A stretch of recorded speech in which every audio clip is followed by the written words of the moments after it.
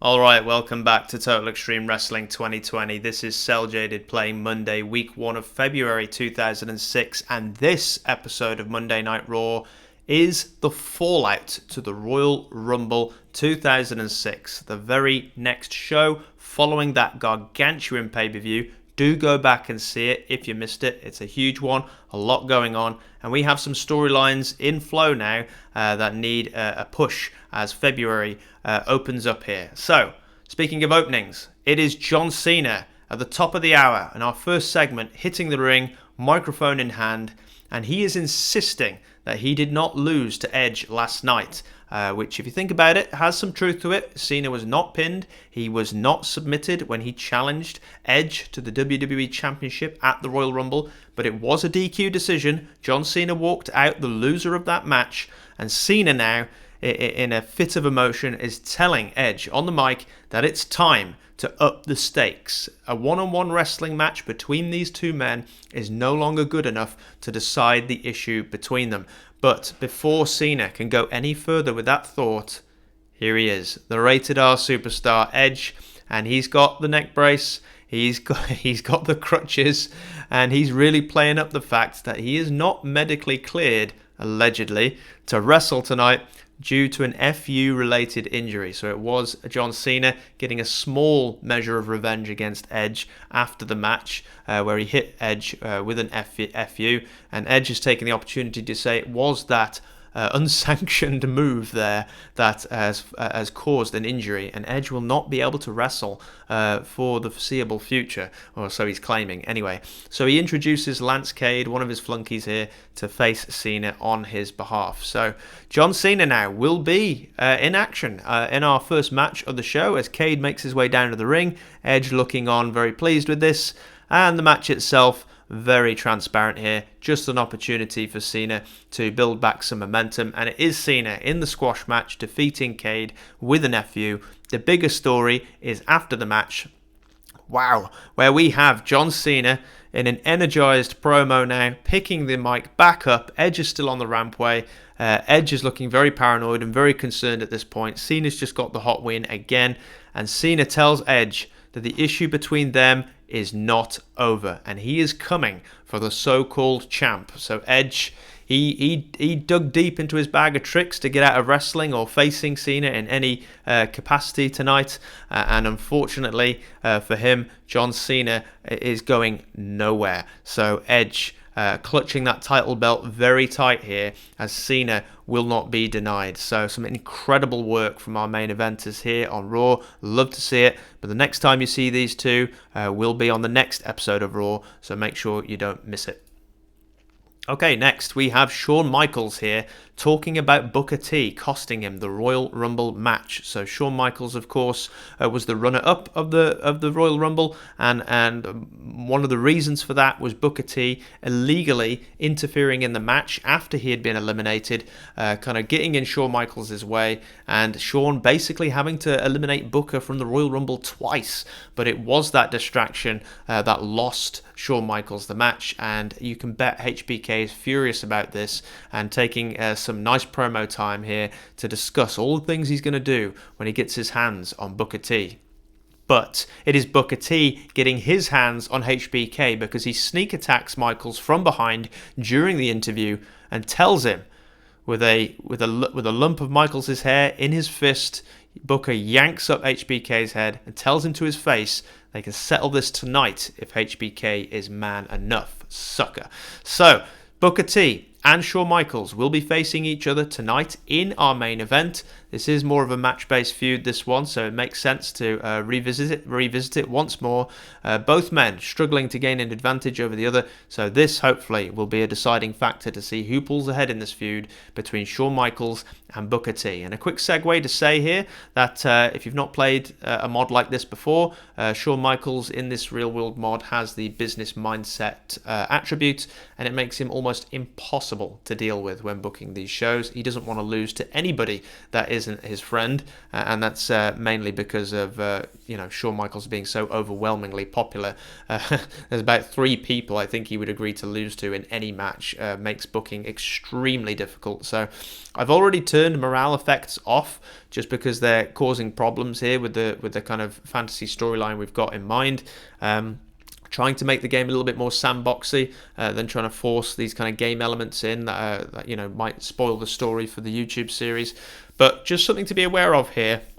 I'm not super experienced with TEW, so if negative morale has any other effects on Shawn Michaels that keep him from wrestling, there may be some changes to the storyline in the future, because Shawn's just going to have to like it, unfortunately. There are times we can't book him to win every match, most of all being, of course, the Royal Rumble itself, which he was extremely mad at being booked to lose. And it's like, come on, dude, you've got to give me some leeway here. It's the Royal Rumble we're talking about. But, there's a layer of abstraction there that's a little bit difficult to work with in a game sense. We'll just have to fight through it and see what happens. But for now, the main takeaway is Shawn Michaels and Booker T. It will be your main event. It will be coming up later tonight. And here's hoping for a great match when it happens.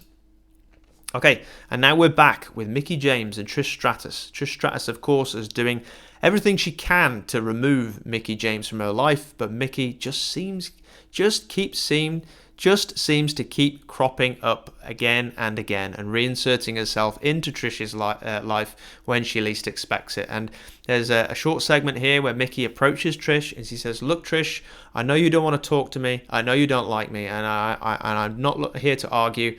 All I want to say is that you did a great job at the pay-per-view against Ashley last night. We saw, of course, and I just want to congratulate you for successfully defending your WWE Women's Championship. You're awesome, Trish Stratus." So a very Mickie kind of promo here to Trish, and Trish is fine with that. But Mickie then lets slip that she saw Ashley going into Trish's dressing room yesterday.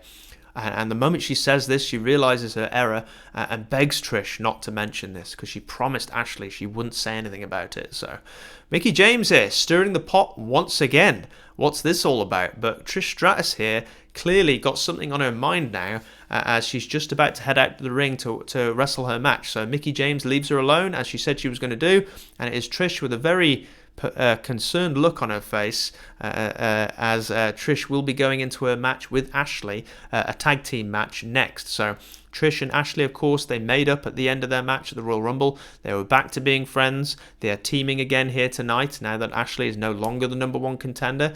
But Trish certainly has something on her mind as she goes into this tag match coming up next.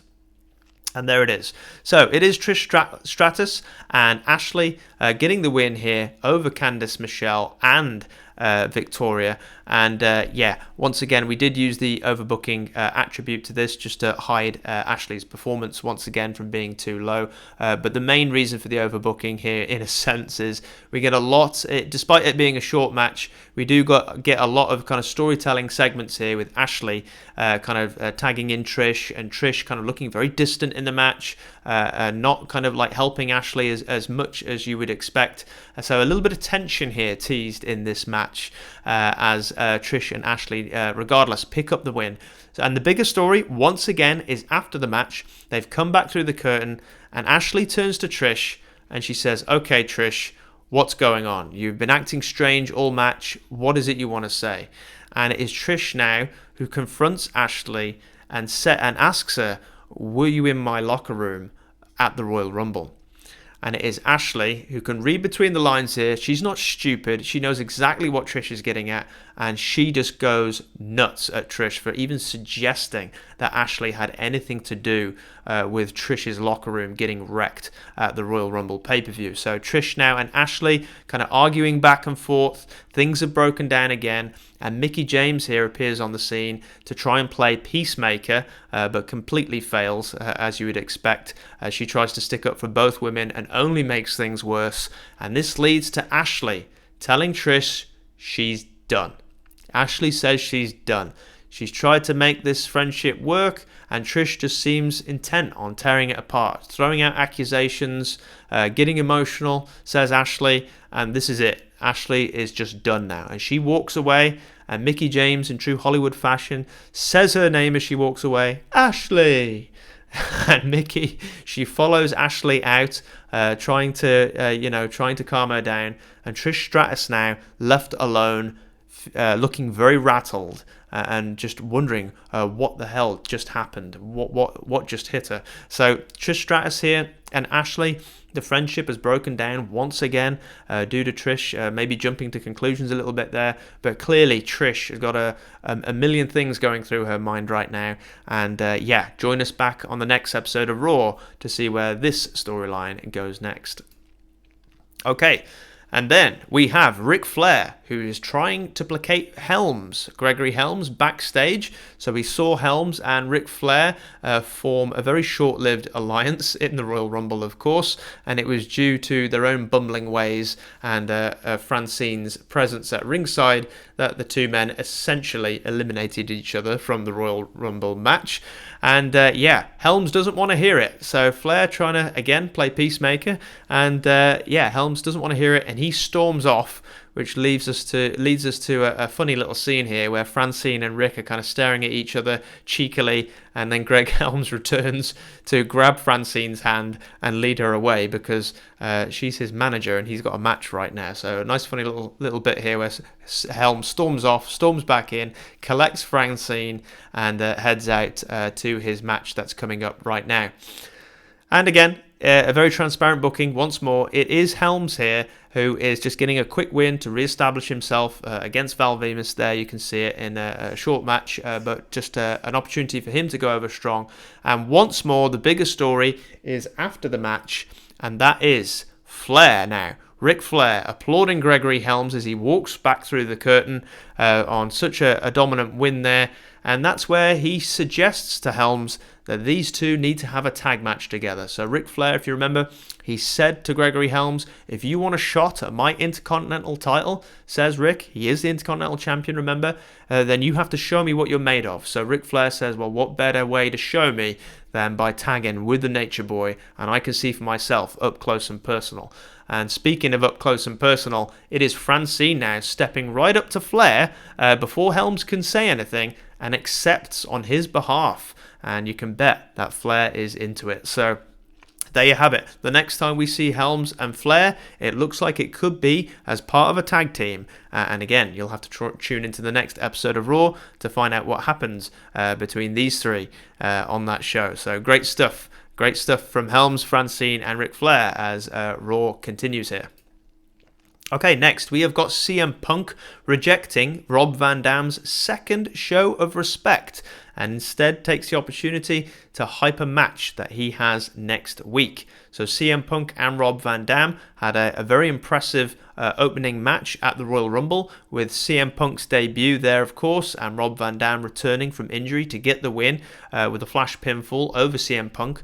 And Rob Van Dam was very impressed with this kid's performance. He wants to show that sign of respect to him, but Punk rejects it once more. He wants nothing to do with Rob Van Dam here. And just takes that opportunity, as we said, to talk about the fact that he will be wrestling next week. So next time we come back to WWE Raw, it will be CM Punk in the ring. But for the moment, he doesn't want any part of Rob Van Dam's respect. So there you have it. It's clearly more of an issue between these two than it seemed at first. And then next, okay, great stuff here from Alejandro Estrada. A nice promo from him as he brings out his man, his client, Umaga, to the ring. This Samoan Savage destroyed Terry Funk at the Royal Rumble. And it was during that match that Mick Foley got involved at the end and was swinging a barbed wire bat around, coming to Terry Funk's defense. And Estrada has warning Foley here that he does not want to interfere with their business again, like he did at the Royal Rumble. So Estrada calling out Mick Foley, and what do you know? Foley answers, and he interrupts with a fired-up promo of his own here, saying that by attacking Terry Funk, and by extension ECW, which, as we've seen, Estrada has been directing Umaga to dismantle ECW alumni as of late. Mick Foley suggests that Umaga has now made this personal. He went after his best friend Terry Funk. He went after his old friends, the ECW crew as well. And Mick Foley is saying that he is not taking this lying down. He doesn't care how much of a savage Umaga is. There's clearly a personal issue now that Umaga has created. So again, there will be more to this one when Raw comes back next week. But for the moment, a good couple of promos here from Estrada and Mick Foley and getting Umaga over as this unstoppable monster. And then next, we've got Carlito and Chris Masters kind of formalizing their tag team here. They've been on and off partners for a while, but it looks like they're on the same page for the moment. And they are talking strategy on the way to the ring, and they get glares from Big Show and Kane, who are backstage as they pass them. Big Show and Kane, of course, the World Tag Team Champions at this point. We do have plans to unify our tag team division belts, but we do have a long road ahead of us to try and make what we can of our very weak tag division here on this 2006 save. But for the moment, it will be Carlito and Chris Masters in the ring. It's coming up next. And a fairly decent match, all things considered, as well. So, Chris Masters off his game on this one, but it is Carlito and Masters who get the win over Nova and Tommy Dreamer, two of those ECW alumni we mentioned before that are previously destroyed by Umaga, and they've kind of banded together now after they've recovered from their injuries. And it is a decent match here for sure, where Carlito and Chris Masters get the win as a tag team. So a good use of Tommy and Nova there to put over our new tag team. But after the match, once again, it's the bigger story. It is Carlito and Chris Masters who bump into Big Show and Kane again, and this time it turns violent. So we've got a brawl backstage between our various tag team competitors here. Once again, sowing seeds of the tag division being in complete chaos. And more evidence of it seen here on Monday Night Raw. Okay, and now, look who it is. The cerebral assassin, Triple H, after CM Punk has kind of blown off RVD in an earlier segment, is taking his own opportunity now to introduce himself to CM Punk backstage. He's heard that he's got a match next week. He saw the segment. And Triple H offering CM Punk some advice for that match next week, apparently. So Triple H and CM Punk getting introduced here on Monday Night Raw. We did see Triple H taking an interest in Punk's match at the Royal Rumble when he was seen watching it on a backstage monitor. And although in this segment we don't get any reply from Punk on this occasion, there is an intrigued look on the young man's face. So Triple H and CM Punk getting involved here. What will happen there? Once again, you'll have to tune in next episode of Raw to see if any further developments are ahead for the cerebral assassin and the straight edge superstar CM Punk. Okay, and next we've got Hulk Hogan, who returns here after showing his face briefly at the Royal Rumble pay-per-view, and he is here to compliment Jerry Lawler on a tremendous performance during the Royal Rumble.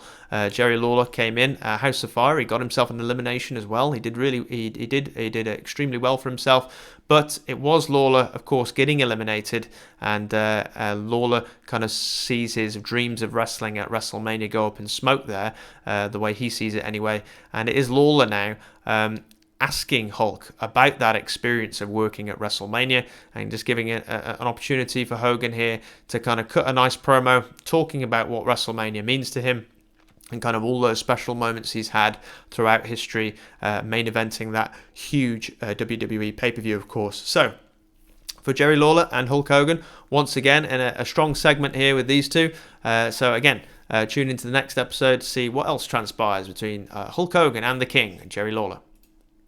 And we are imminent now, very close to our main event that we announced previously between Booker T and Shawn Michaels, and we've got dual shots of them here getting ready for their rematch, which is coming up next. So this is it, Shawn Michaels and Booker T in another match now to decide who is the better man. Who is it going to be on this night? It is, wow, tremendous match. It is a match with fantastic heat and good wrestling. Booker T defeating Shawn Michaels with the scissors kick after the interference from Sharmell. So Sharmell perhaps getting a trip from the outside. The scissor kicks lands on Michaels' head. It is Booker T who gets the win here over Shawn Michaels in controversial fashion. So Booker T has made good on his threat. It is him this time getting the win over Shawn Michaels after Shawn Michaels beat him previously. It took Sharmell to do it, but nonetheless, Booker T has himself a win over HBK here on Monday Night Raw.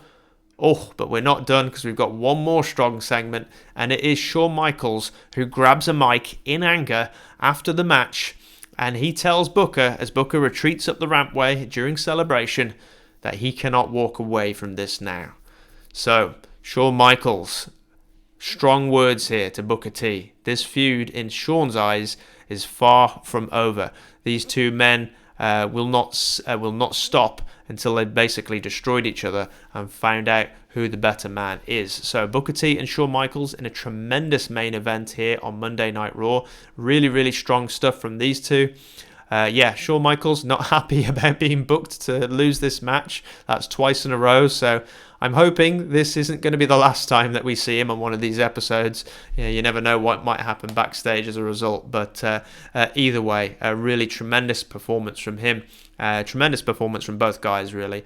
I did have a discussion with my friend on the subject of Booker T recently, where we determined that Booker T is one of those wrestlers who works up to the level of his opponent. And this was, in video game terms anyway, a little test, a little experiment to see if that is the case. And well, on this occasion, it's certainly looking like the case, because Booker T puts in a great performance alongside elite level worker Shawn Michaels. So great stuff from both guys here as we finish our episode of Raw.